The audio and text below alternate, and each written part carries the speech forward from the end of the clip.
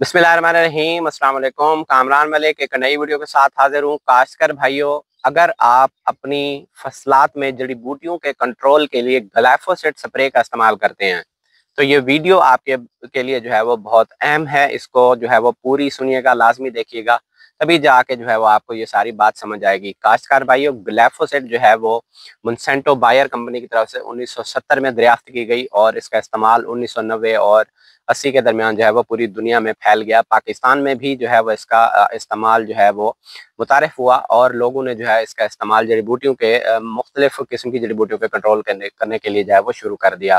काश्तकार भाइयों, 2015 में जो है वो 1100 टन जो है वो ग्लाइफोसेट पाकिस्तान में मंगवाई गई, जबकि 16 में जो ये मिकदार है वो 1700 टन हो गई, यानी कि एक ही साल में 600 टन का इजाफा। यानी कि जैसे जैसे लोग इससे आगाह होते गए उसके साथ ही इसका इस्तेमाल बढ़ता गया। काश्तकार भाइयों, पाकिस्तान में ग्लाइफोसेट के जो इस्तेमाल है उसके इस्तेमाल में जो बेतहाशा इजाफा वो तब हुआ जब पाकिस्तान में ग्लाइफोसेट फ्री कपास मुतारिफ कराई गई। काश्तकार भाइयों, ग्लाइफोसेट जो है वो आपकी ज़मीन को किस तरह शदीद किस्म का नुकसान पहुंचा रही है, आपकी ज़मीन को किस तरह बंजर कर रही है, इस हवाले से हम बात करें। खासकर भाइयों, ग्लाइफोसेट जो है जब आप इसका स्प्रे करते हैं तो ये ज़मीन की साख्त को डिस्टर्ब कर देती है, यानी कि ज़मीन के जो ज़रात होते हैं ये उनके दरमियान जो फासला है उसको कम कर देती है, वो इस तरह कम्पैक्ट हो जाते हैं। इससे ज़मीन की साख्त सख्त हो जाती है। इससे जो है वो पौधों की या बीज की जो है वो जर्मिनेशन नहीं होती और पौधों की जो है वो ग्रोथ भी जो है वो नहीं हो रही होती। काश्तकार भाइयों, इसका जो सबसे अहम नुकसान वो ये है कि ये नामियाती मादे में कमी का सबब बन रही है। नामियाती मादा वो चीज़ होती है जिसकी मौजूदगी में पौधों को जो है वो ज़मीन में मौजूद खुराक मिलती है। अगर नामियाती मादा ना हो तो खुराक ज़मीन में पड़ी रहेगी लेकिन पौधों को अवेलेबल नहीं होगी। खासकर भाइयों, पाकिस्तान में जो है वो इस वक्त ज़मीनों में 1% से भी कम नामियाती मादा मौजूद रह गया है, जबकि ये 5% होना चाहिए। लेकिन ग्लाइफोसेट के इस्तेमाल से ये नामियाती मादा 1 से भी आधा की तरफ जो है वो जा रहा है। काश्तकार भाइयों, नामियाती मादा जो है वो ज़मीन के बुखार को कंट्रोल करके जो है वो पौधों को और ज़मीन में मौजूद ग़िज़ाई अज्जा प्रोवाइड करता है। तो ग्लाइफोसेट का जो इस्तेमाल है वो नामियाती मादे को ख़त्म करके हमारी ज़मीनों को बंजर कर रहा है, यानी कि उसमें खुराक तो मौजूद पड़ी है लेकिन वो किसी इस्तेमाल में नहीं है। काश्तकार भाइयों, इसके अलावा जो है वो ग्लाइफोसेट ज़मीन में जो जितने भी खुराकी अज्जा हैं उनकी कमी का सबब बन रही है। ख़ास तौर पे मैग्नीशियम और आयरन की डेफिशिएंसी का सबब बन रही है। मैग्नीशियम जो है वो पौधे में मुख्तलिफ किस्म के काम, ख़ास तौर पे जो फोटोसिंथेसिस होती है या जो पौधे की ग्रोथ होती है, सेल डेवलपमेंट होती है या सेल वाल होती है, उसके लिए चाहिए होता है। जबकि आयरन जो है वो फोटोसिंथेसिस और खुराक के तौर पर इस्तेमाल हो रहा होता है, बल्कि जो नाइट्रोजन फिक्सेशन वाले अमल है इस दौरान भी जो है वो पौधों को या जसूमों को जो है वो आयरन की ज़रूरत होती है। तो ग्लाइफोसेट का इस्तेमाल जो है वो आयरन में कमी करके जो है वो हमारी नाइट्रोजन फिक्सेशन का जो अमल है उसको कम करके हमारी ज़मीनों में जरखेज़ी को कम करके जो है वो हमारी ज़मीन को बंजर बना रहा है। काश्तकार भाइयों, इसके अलावा जो है नाइट्रोजन फिक्सेशन के लिए जो बैक्टीरिया होते हैं उनकी सेहत को भी ग्लाइफोसेट जो है वो नुकसान पहुंचाता है। और जो ज़मीन में अर्थवर्म होते हैं जिनको आप सांपे कहते हैं या मुख्तलिफ जो है वो ज़बानों में इनके मुख्तलिफ नाम होते हैं, ये इनकी सेहत के लिए भी नुकसानदेह है। यानी कि ग्लाइफोसेट जहाँ पे इस्तेमाल होती है वहाँ पे ये काम नहीं करते।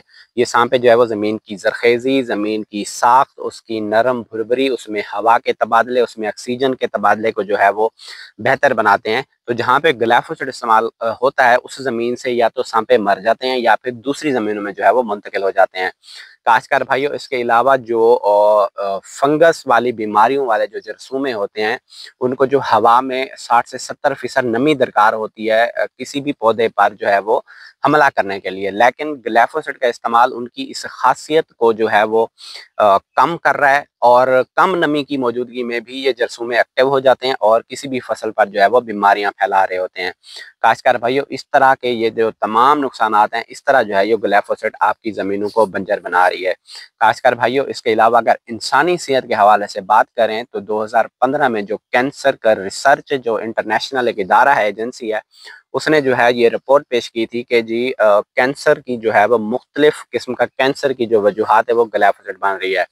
2014 में जब श्रीलंका में ग्लाइफोसेट बैन की गई तो उस वक्त जो है वो मुख्तलिफ मरीजों के जो गुर्दों की बीमारियों के इलाज के दौरान ये दरियाफ्त किया गया कि उनकी जो है वो उनके जिस्म में ग्लाइफोसेट पाया गया, जिसकी वजह से उनको गुर्दों की बीमारियां हुई।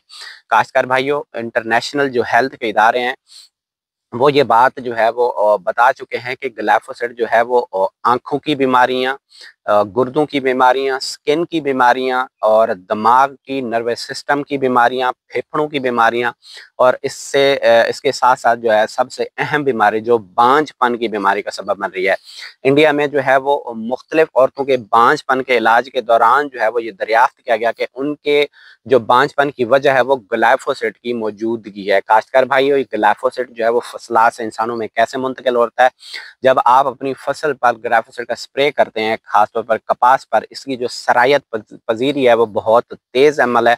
ये 1 घंटे में जो है पौधे की खुराक वाले सिस्टम में, यानी कि पौधे के सिस्टम में उसके जो खुराक बनाने का अमल है, जो खुराक की तकसीम है, जो उसकी खुराक की नाली है, ये उसमें दाखिल हो जाता है।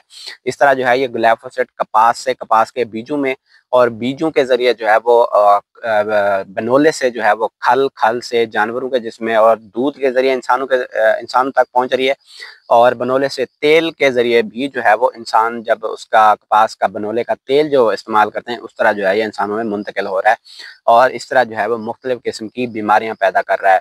काश्तकार भाइयों, ग्लाइफोसेट का इस्तेमाल भी बहुत ज़रूरी है क्योंकि फसलात में जो जड़ी-बूटियाँ हैं उनका कंट्रोल करना बहुत ज़रूरी होती है। जड़ी-बूटियों का कंट्रोल जो है वो 40% खुराक जो है वो ले रहा होता है और फसल में पैदावार का नुकसान का सबब बन रहा होता है। तो इन तमाम सूरत-हाल को जो है वो सामने रखते हुए आपको चाहिए कि आप इसका मुहतात इस्तेमाल करें। अगर जहाँ पे मुमकिन है कि गोडी से, रेजर के ज़रिए या किसी भी जो है वो देसी तरीके से जो है वो आपकी अगर जड़ी-बूटियाँ कंट्रोल हो सकती हैं तो आप उनको कंट्रोल करें। जहाँ पे बहुत ज़्यादा जो है वो मसला हो और इसका इस्तेमाल नागुज़ीर हो, वहाँ पे ही सिर्फ़ इसका इस्तेमाल करें। आपको चाहिए कि 1 साल में इसका एक जो है वो अपनी ज़मीन पर सिर्फ़ 1 दफ़ा ही इस्तेमाल करें, तब जो है ये कुछ हद तक जो है वो बेहतर है क्योंकि 1 साल में अगर आप इसका 2 या 3 दफ़ा इस्तेमाल करते हैं तो ये बहुत ज़्यादा नुकसान का सबब बनता है। काश्तकार भाइयों, 2023 में कपास के विज़िट के दौरान जब अगस्त और सितंबर के दौरान जब मैंने जो है वो एक काश्तकार भाई का फील्ड विज़िट किया तो वहाँ पे जड़ी-बूटियाँ बिल्कुल नज़र नहीं आईं। पूछने में पता चला कि उन्होंने 6 दफ़ा जो है वो एक ही सीज़न में कपास पर 6 दफ़ा ग्लाइफोसेट का इस्तेमाल किया है।